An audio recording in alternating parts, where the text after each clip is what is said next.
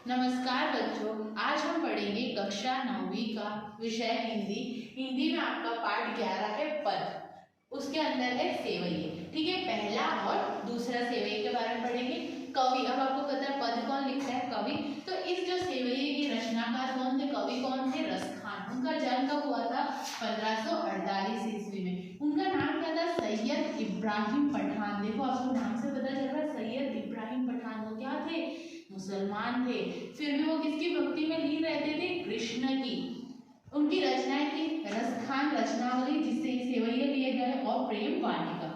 उनको कौन सी भाषा में लिखते थे? ब्रज भाषा में। और ब्रज भाषा में वो इतना सरल और अच्छे से लिखते थे कि लोगों को वो बहुत ही अच्छी लगती थी। अब हम क्या करेंगे, इसके बारे में पढ़ेंगे। तो पहले और दूसरे सेवैये के अंदर रसखान ने क्या बताया अपना रूप के बारे में, कि यदि मैं क्या करूं, पशु है, पर्वत है, या किसी भी योनि में मैं जन्म लूं, कोई भी चीज बनूं, लेकिन मैं कहाँ पर जाऊं? गोकुल गांव में। गोकुल में कौन रहता था? कृष्ण।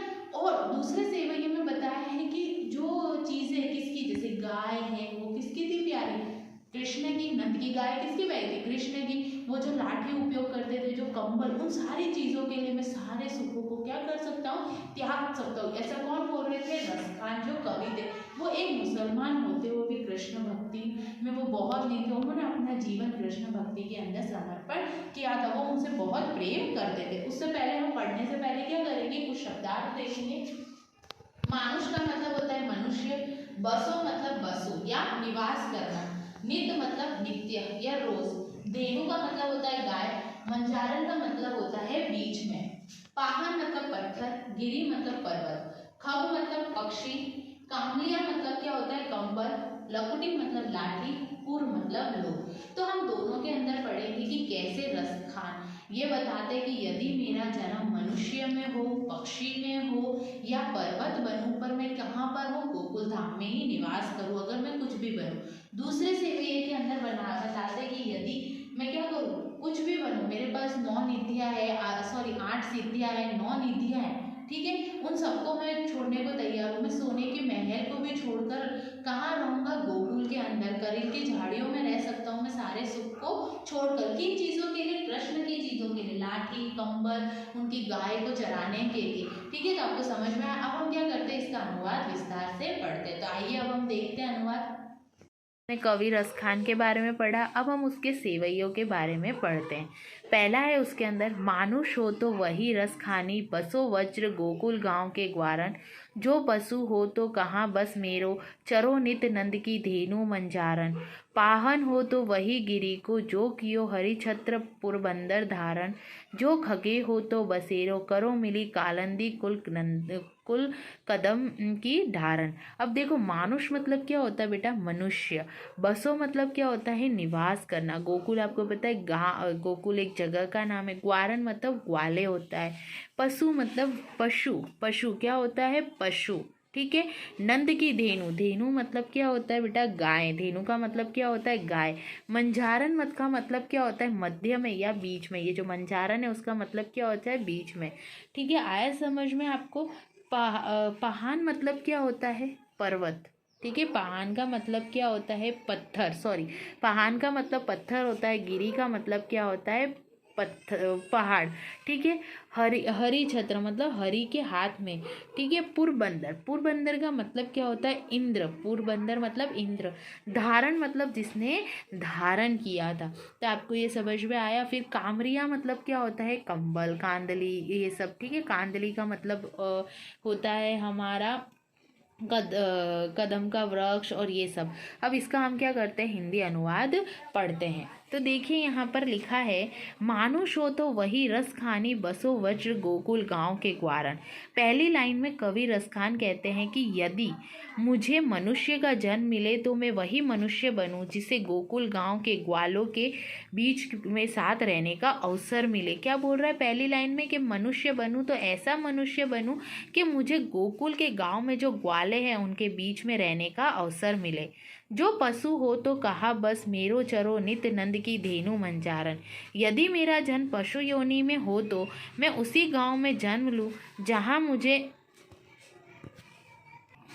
और यदि मेरा जन्म पशु योनि में मतलब यदि मैं पशु बनूं तो मैं उसी गांव में जन्म लूं। कौन से? गोकुल गांव में जन्म लूं, जहां मुझे नित्य नंद की गायों के मध्य विहार करने का सौभाग्य मिले। विहार मतलब घूमने का सौभाग्य मिले। मैं नंद की गाय बनूं और वो मुझे चराए। फिर है पाहन हो तो वही गिरी को जो करो हरि छत्र पुरंदर धारण। यदि पत्थर के रूप में जन्म हो तो उसी पर्वत का पत्थर बनूं जिसे श्री कृष्ण ने इंद्र का गर्व नष्ट करने के लिए उंगली पर धारण किया था। तो वो कौन सा पत्थर था बेटा? गोवर्धन पत्थर था, जिसकी अभी हम हर दिवाली के बाद भी गोवर्धन की पूजा करते या नहीं करते। तो कहने का मतलब है कि यदि मैं पत्थर के रूप में बनूं तो ऐसे पर्वत का पत्थर बनूं जिसको इंद्र का गर्व नष्ट करने के लिए कृष्ण ने अपनी उंगली पर धारण किया था। जो खग हो तो बसेरे करूं मिली कालंदी कुल कदम की डारेन। यदि मैं पक्षी योनि में जन्म लूं तो मैं यमुना के किनारे स्थित कदम की डाल पर बसेरा करूं। अब ये क्या बोल रहे हैं कि यमुना के किनारे पर क्या था? एक कदम का वृक्ष था, तो मैं उसकी एक डाल बनूं। यानी हर हाल में वह श्री कृष्ण की जुड़ी यादों के समीप रहना चाहता था। वो क्या बोल रहे हैं? चाहे मैं पत्थर बनूं, चाहे मैं पर्वत बनूं, चाहे मैं गाय बनूं, पशु बनूं, कुछ भी बनूं या वृक्ष बनूं, लेकिन मुझे किसके साथ रहना है? श्री कृष्ण की यादों के साथ रहना है। तो ये आपको पहला समझ में आया। दूसरा आपका है या लकुटी अरु कामरिया पर राज तुही पुर को तजी डारो। रस आठहु सिद्धि नौ निधि के सुख नंद की गाय चराई बिसारो। रस कान कबो इस आखिन सो व्रज के बन बाग तड़ाक निहारो। कोटिक एक कलधोत के धाम करील के कुंजन पर वारो। अब देखो यहाँ पर बेटा, जैसे है ना लकुटी का मतलब क्या होता है? लाठी। कामलिया मतलब क्या होता है? कंबल, मैंने आपको पहले ही बताया था। तीहू मतलब होता है तीनों। पुर मतलब क्या होता है? यहाँ पर लोग क्या होता है? लोग। तजी मतलब क्या होता है? छोड़ देना। ठीक है। नौ निधि मतलब 9 निधियों के बारे में बताया है। आया आपको समझ में? किसके बारे में बताया है? यहाँ पर 9 निधियों के बारे में बताया गया है। कबो मतलब जब से। कबो का मतलब क्या होता है? जब से। आखिन तो आपको पता है कि आँख होती है। ठीक है, आप आखिन के बारे में समझते हो, उस पर क्या बताया गया? आँख। तो अब हम इसका क्या करते हैं? हिंदी अनुवाद पढ़ते हैं। भावार्थ में कहते हैं रस खान श्री कृष्ण से जुड़ी चीज़ों के प्रति अपना प्रेम प्रकट करते हुए कहते हैं, बोल रहे हैं या लकुटी अरु कामरिया पर राज तुही पर को तजी। अपना प्रेम प्रकट कर रहे। क्या कर रहे? प्रेम प्रकट करते। वो बोलते हैं यदि श्री कृष्ण की लाठी, मैंने आपको बताया था लकुटी मतलब लाठी, कामरिया मतलब कंबल के लिए अगर उन्हें तीनों लोगों का राज छोड़ना पड़े तो वो छोड़ने के लिए तैयार है। राज तीहू पर को तजी डारो। मैं तीनों लोगों का क्या कर दूंगा? राज छोड़ दूंगा। किसके लिए? श्री कृष्ण की लाठी और कंबल के लिए। आठवो सिद्धि 9 निधि के सुख नंद की गाय चराई बिसारो। मैं नंद की गायों को चराने के बदले 8 सिद्धियों और 9 निधियों का सुख भी भूल सकता हूँ। मतलब धन दौलत और सब कुछ भूल सकता हूँ। क्या करने के लिए? नंद की गायों को चराने के लिए। रसखान खबो इन आखिन सो वज्र के बन बाग तड़ाक निहारो। फिर बोल रहे हैं अपनी आंखों से व्रज के वन बागों तालाबों को जीवन भर देखता रहना चाहता हूँ। तड़ाक मतलब क्या होता है? तालाब।